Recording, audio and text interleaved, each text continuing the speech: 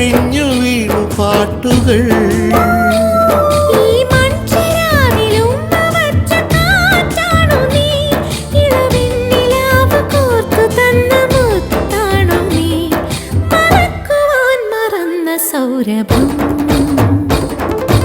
ആരാരോ തേടുന്നു അന്തിനിലാവളി, അമ്മാനം മാനത്തെ അല്ലിമലർക്കിളി, കനവ് പോലെ പുതു കവിത പോലെ, കടൽ പോലെ കാറ്റു പോലെ ഓർമ്മയിൽ.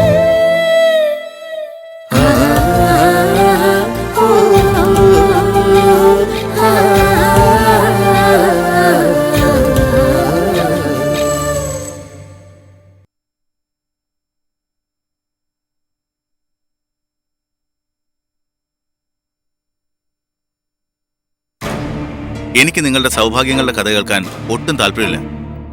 പറയാനുള്ളത് വേണിയുടെ കാര്യത്തെക്കുറിച്ചാണെങ്കിൽ അതിനിങ്ങനെ വളഞ്ഞു ചുറ്റി വരേണ്ട കാര്യമില്ല.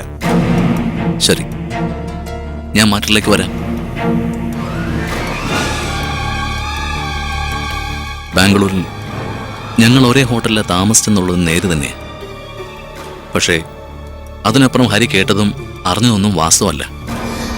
അതൊക്കെ വിശ്വസിച്ച് വേണിയെപ്പോലൊരു കുട്ടിയെ ജീവിതത്തിൽ നിന്ന് ഒഴിവാക്കാൻ ശ്രമിക്കരുത്. നിർത്ത്. എന്ത് ചെയ്യണമെന്ന് തീരുമാനിക്കാനുള്ള അവകാശം ആർക്കും തീരെഴുതി കൊടുത്തിട്ടില്ല ഞാൻ. ആരെ വിശ്വസിക്കണം, ആരെ ഒഴിവാക്കണമെന്നൊക്കെ എനിക്ക് നന്നായിട്ടറിയാം. പ്ലീസ്, വേണിക്ക് വേണ്ടി ഒരു വക്കാലത്തുമായിട്ട് ഇനി എന്നെ ഡിസ്റ്റർബ് ചെയ്യാൻ വരരുത്. ഉപദേശത്തിന് നന്ദി. ആരോ പറയുന്ന കെട്ടുകഥകൾ വിശ്വസിച്ച് ഇഷ്ടപ്പെടുന്ന പെൺകുട്ടിയെ ഉപേക്ഷിക്കാൻ ഞാൻ അത്രയ്ക്ക് മണ്ടനല്ല. വിശ്വസിക്കാൻ പറ്റുന്ന വ്യക്തമായ തെളിവുകളുടെ അടിസ്ഥാനത്തിലാണ് ഞാൻ ഈ തീരുമാനത്തിലെത്തിയത്. ഇനി എന്തു പറഞ്ഞാലും തന്നെ വിശ്വസിപ്പിക്കാനാവില്ലെന്ന് തോന്നുന്നു. പക്ഷെ ഒരു കാര്യം ഹരി മനസ്സിലാക്കിയാൽ നന്ന്. ആരോ പറയുന്ന കെട്ടുകഥകൾ വിശ്വസിച്ച് കൈവന്നേക്കാവുന്ന നല്ല ജീവിതം താനായിട്ട് ഇല്ലാതാക്കരുത്. പ്ലീസ്.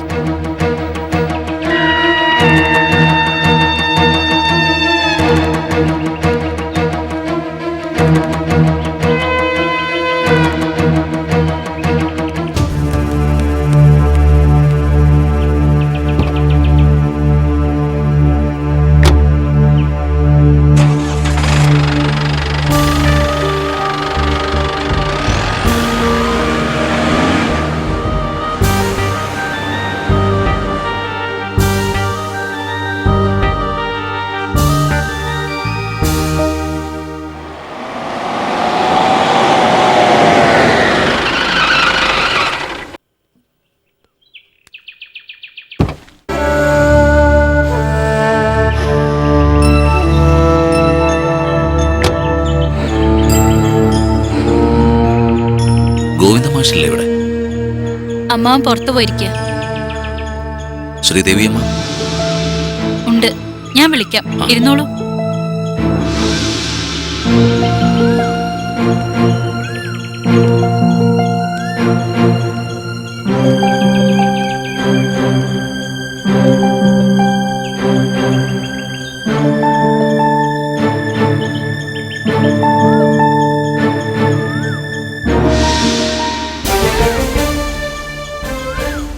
എന്തിനാ വന്നത്?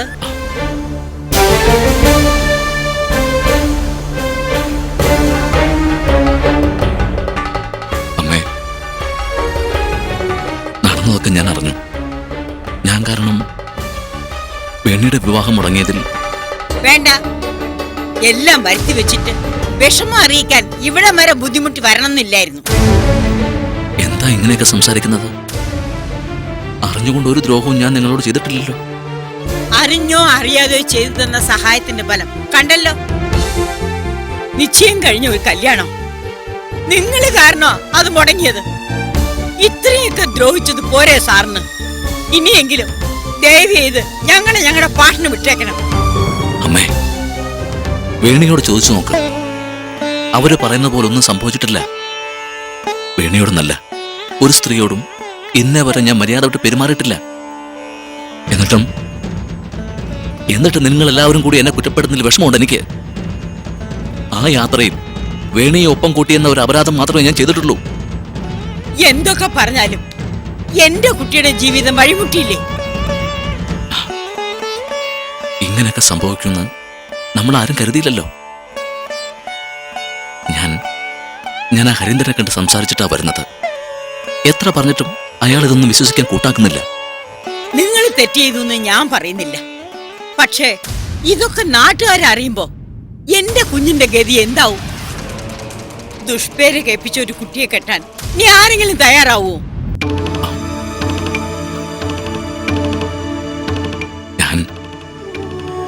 ഞാനിപ്പോ എന്താ ചെയ്യേണ്ടത്? ഒന്നും വേണ്ട. ദയവേത് ഇനി ഇങ്ങോട്ട് വരാതിരുന്നാ മാത്രം മതി. കേട്ടതിലൊക്കെ കഴമ്പുണ്ടെന്നും നാട്ടുകാരുടെ കുശൂശിപ്പെങ്കിലും ഒഴിവാക്കാമല്ലോ.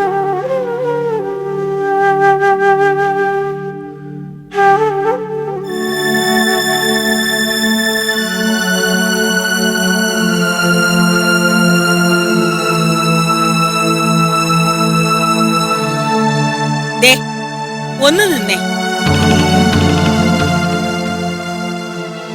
ഇവളുടെ ഭർത്താവിന്റെ ഓപ്പറേഷന് നിങ്ങൾ ഒരുപാട് കാശ് തന്ന് സഹായിച്ചിട്ടുണ്ട്. അതൊന്നും തിരിച്ചു തരാൻ പെട്ടെന്ന് ഞങ്ങളെ കൊണ്ടായെന്ന് വരില്ല. ആ കടം തീരുന്നവരെ വേണി നിങ്ങളുടെ ശമ്പളക്കാരിയായിരിക്കും. ചെലവിന് എന്താന്ന് വെച്ചാ കൊടുത്തിട്ട് ബാക്കി നിങ്ങൾ പിടിച്ചെടുത്തോളാം. ദാനം കൊടുത്തതൊന്നും കടത്തിന്റെ കണക്കിൽ എഴുതുന്നവനല്ല ഞാൻ. ഇത്രയൊക്കെ കേട്ടപ്പോഴേ തന്നെ സന്തോഷമായി. ഇറങ്ങട്ടെ.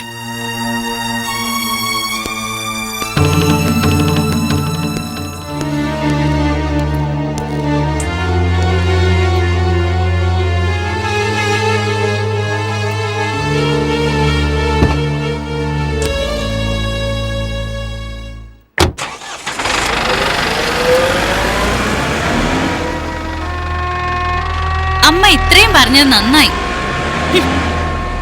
ക്ഷേമം അന്വേഷിച്ച് വന്നിരിക്കുന്നു.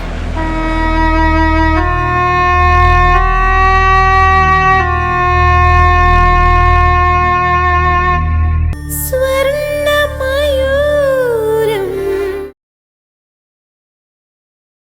സ്വർണ്ണമയൂരം.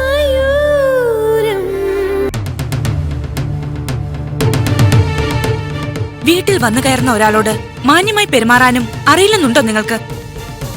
മാന്യത ഉള്ളവരുടെ അടുത്തല്ലേ അങ്ങനെ പെരുമാറേണ്ട കാര്യമുള്ളൂ. ഈ വീടിന് ദ്രോഹം അല്ലാതെ അയാളും അയാളുടെ വീട്ടുകാരും എന്തെങ്കിലും ചെയ്തിട്ടുണ്ടോ? ആദ്യം എന്റെ അനിയത്തിയെ കൊന്നു, പിന്നെ എന്റെ ഭർത്താവിനെ കൊല്ലാൻ ശ്രമിച്ചു. ഇപ്പതേ ചേച്ചിക്ക് വന്ന മാന്യമായൊരു കല്യാണാലോചന അയാൾ കാരണം തെറ്റിപ്പിരിഞ്ഞു പോവുകയും ചെയ്തു. ഇത്രയൊക്കെ ചെയ്തിട്ടും ഒരു ഉളുപ്പില്ലാതെ അയാളെ കേറി വരുമ്പോ താലം എടുത്ത് സ്വീകരിക്കാൻ മനസ്സ് വരില്ല. ഇന്ദു, എന്താ നീ പറഞ്ഞത്? കൊള്ളാം, നിന്റെ വായിന്ന് തന്നെ ഇതെല്ലാം കേൾക്കണം. ആ വീട്ടുകാരൻ നമ്മളെ ദ്രോഹിച്ചെന്ന് പറഞ്ഞ ഞാൻ സമ്മതിക്കാം. പക്ഷെ ആ മനുഷ്യൻ എന്ത് തെറ്റാ, എന്ത് ദ്രോഹം നിന്നോട് ചെയ്തത്? ആ ശരിയാ, ഞാനത് ഓർത്തില്ല. തെറ്റ് ചെയ്തിട്ടുണ്ട്. മരണം കാത്തുകിടന്ന നിന്റെ ഭർത്താവിനെ ഒരു ജാമ്യവും ഇല്ലാതെ ഓപ്പറേഷൻ നടത്താനുള്ള പണം തന്ന് സഹായിച്ചു. നിന്റെ അനിയത്തിയെ കൊന്നവൻ വേണ്ടപ്പെട്ടവനായിട്ട് കൂടി ശിക്ഷിക്കാൻ കൂട്ടുനിന്നു. ശരിയാ, ഇതൊക്കെ ദ്രോഹം തന്നെയാ. അതിന് നീ ഇങ്ങനെ തന്നെ പ്രതികരിക്കണം. ചേച്ചി അങ്ങനെ പക്ഷം പിടിച്ച് സംസാരിക്കണ്ട. അയാൾ അങ്ങനെയൊക്കെ സഹായിച്ചിട്ടുണ്ടെങ്കിലേ മനസ്സിൽ വേറെ വല്ല ഉദ്ദേശം ഉണ്ടായിരിക്കും. അല്ലാതെ ആളുകൾ വെറുതെ ഓരോന്ന് പറഞ്ഞു പരത്തില്ലല്ലോ. നീ എന്താ അങ്ങനെ പറഞ്ഞത്? പറ, എന്ത് മനസ്സിൽ കണ്ടിട്ട് അയാൾ നമ്മളെ സഹായിക്കുന്നത്? ആൾക്കാർ പറഞ്ഞു നടക്കുന്നത് എന്ത് ഉദ്ദേശിച്ചിട്ടാ? ഉദ്ദേശിച്ചത് എന്താണെന്ന് അറിയില്ലേ ചേച്ചിക്ക്? പറ. അതെങ്ങനെയാ? ഉറക്കം നടിച്ചു കിടക്കുന്നവരെ വിളിച്ചുണർത്താൻ പറ്റില്ലല്ലോ. ഒരു കാര്യമില്ലാതെ ആ ഹോട്ടൽ ജോലിക്കാരൻ ഹരിമാഷിനോട് ഇതൊന്നും പറയേണ്ട ആവശ്യമില്ലല്ലോ. ഹിന്ദു, നീ മോളെ,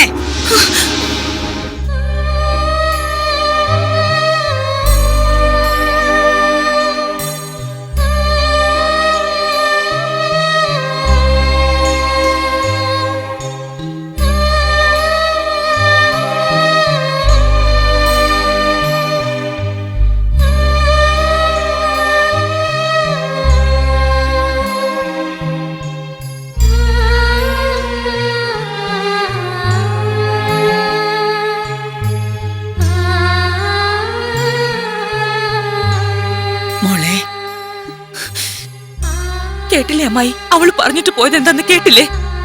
ഇതിലും ഭേദം അവൾ എന്റെ മുഖത്ത് അടിക്കുകയായിരുന്നു. പോട്ടെ മോളെ, ദേഷ്യം വന്നാ അവളുടെ സ്വഭാവം നിനക്ക് അറിഞ്ഞൂടെ? വായി തോന്നുന്നത് എന്തും വിളിച്ചു പറയാൻ മടിക്കില്ല. നീ ഇത് അങ്ങനെ കണ്ടാ മതി.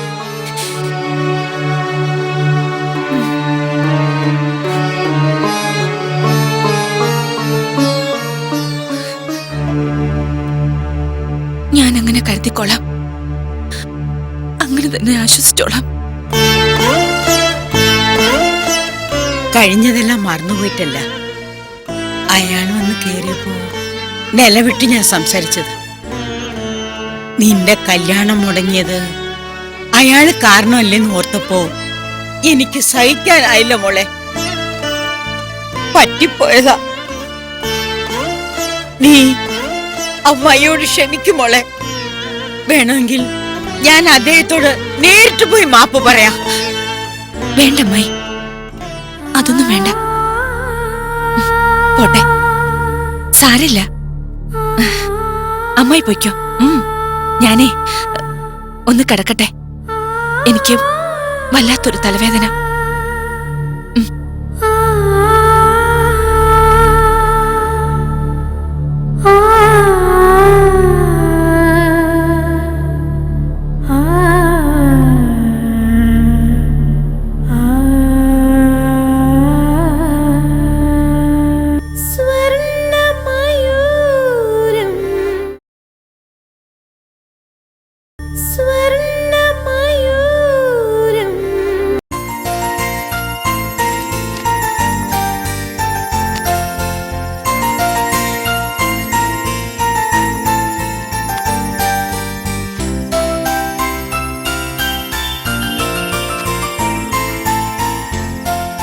ഈ ആഴ്ചത്തെ കളക്ഷൻ വലിയ കുഴപ്പമില്ല, ഓർഡറും കൂടിയിട്ടുണ്ട്.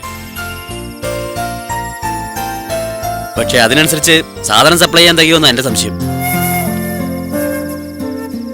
കുറച്ച് കാശ് കൂടി എവിടെന്നെങ്കിലും മറക്കാൻ പറ്റിയിരുന്നെങ്കിൽ സെയിൽസ് ഒന്നും കൂടി ഉഷാറായനെ.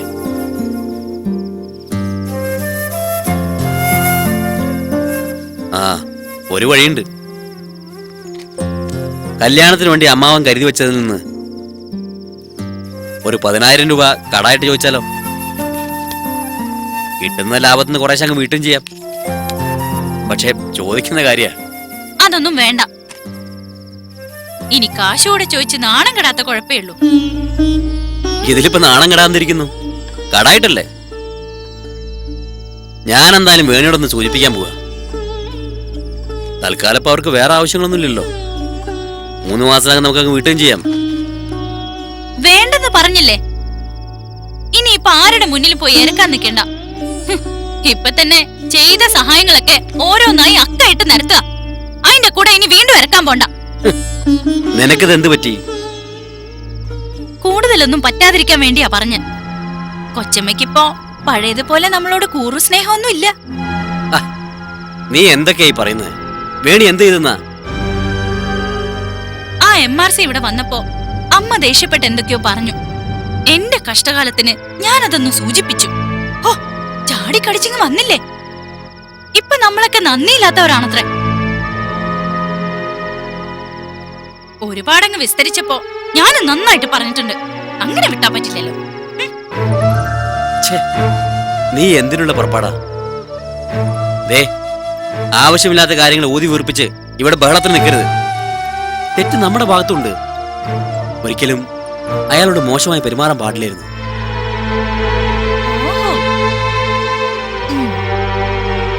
ഇപ്പൊ ഗോപേട്ടനും അവരുടെ പക്ഷത്തായി. ഓഫീസിലെ ബന്ധവും പറഞ്ഞ് ഇങ്ങനെ വീട് കയറി നിരങ്ങാൻ വരുന്നതിന് ഒരു കുഴപ്പമില്ലല്ലോ. വെറുതെയാണോ കല്യാണം മുടങ്ങിയത്? കുറച്ചൊക്കെ നിയന്ത്രണം വേണം. എന്തോ സംസാരിച്ച് കാട് കയറണ്ട. ആ മനുഷ്യൻ നമുക്ക് ചെയ്ത സഹായങ്ങളൊക്കെ ഇത്ര വേഗം നീ മറന്നോ? അയാളുടെ നല്ല മനസ്സിലായിരുന്നെങ്കിൽ നമുക്ക് ഈ ജീവിതം തന്നെ കിട്ടുമായിരുന്നോ? വേണി അതൊക്കെ തന്നെയാവും ചിന്തിച്ചത്. വെറുതെ പക്ഷവും പ്രതിപക്ഷവും ഒക്കെ ഉണ്ടാക്കിയെടുത്ത് നീ ഇതൊരു വലിയ പ്രശ്നമാക്കി എടുക്കരുത്. ഞാനൊരു പ്രശ്നത്തിന് വരുന്നില്ലേ? ഇപ്പൊ തെറ്റുകാരി ഞാനായല്ലോ.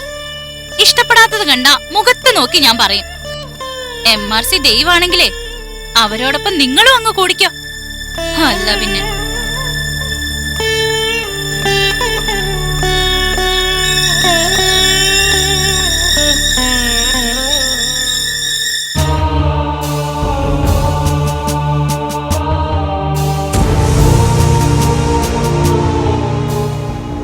നന്നായി. അയാളോട് അവൻ അങ്ങനെയൊക്കെ പറഞ്ഞെങ്കിൽ അതിൽ ഒരു തെറ്റുമില്ല കുഞ്ഞുലക്ഷ്മി. ആ ആൺകുട്ടിയാ അവൻ.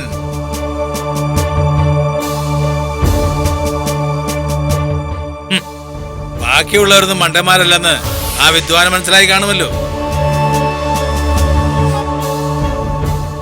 ഉള്ളത് പറയാമല്ലോ, നിശ്ചയത്തിന്റെ അന്ന് അയാളെ അവിടെ കണ്ടപ്പോഴേ എനിക്കൊരു വശപ്പശവ് തോന്നിയതാ. ആ ജാടയും മട്ടുമൊക്കെ കണ്ട ഇയാളേതോ മാനത്തുനിന്ന് പൊട്ടി വീണെന്നേ തോന്നും. അയാളെ കണ്ടപ്പം മുതല് കരയ്ക്ക് പിടിച്ചിട്ട മീനിനെ പോലെ ആയിരുന്നു ആ പെങ്കൊച്ചിന്. രണ്ടിന്റെ ഉള്ളിലിരിപ്പ് ഇതാണെന്ന് ഇപ്പോഴല്ലേ മനസ്സിലായത്?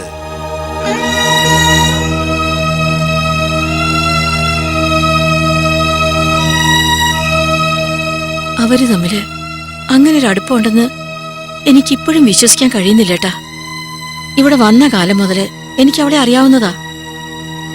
മോശപ്പെട്ട രീതിയിലൊന്നും നടക്കുന്നവളാണെന്ന് എനിക്ക് ഇതുവരെ തോന്നിയിട്ടില്ല. തോന്നുന്നില്ലല്ലോ. ഇതാ ഇത്തരക്കാരുടെ ഒരു മിടുക്ക്. മിണ്ടാപ്പൂച്ച കളിച്ച് നടന്നോളും. എന്റെ കുഞ്ഞുലക്ഷ്മി, ഇതില് എത്രയോ വലിയ കേമത്തികളെയും കേമന്മാരെയും സർവീസിലിരിക്കുമ്പോ ഞാൻ കണ്ടിട്ടുള്ളതാ. ദേ, സാമാന്യ ബുദ്ധിക്ക് നീ ഒന്ന് ആലോചിച്ചു നോക്ക്. സിമ്പതിയുടെ പുറത്ത് 1-1.5 ലക്ഷം രൂപ അവൾക്ക് കൊടുത്ത് സഹായിക്കേണ്ട കാര്യമുണ്ടോ അയാൾക്ക്? ഇതത് തന്നെ കാര്യം. ഓപ്പറേഷന് പണമടയ്ക്കാൻ മറ്റൊരു വഴിയും ഇല്ലാതെ വന്നപ്പോ അവളും സമ്മതിച്ചിട്ടുണ്ടാവും. അല്ലെങ്കിൽ പിന്നെ അയാൾ ഉടനെ ഒരു ബാംഗ്ലൂർ യാത്ര വെച്ചതും അവളെ കൂടെ കൂട്ടിയതിന്റെ ഒക്കെ അർത്ഥം എന്താ?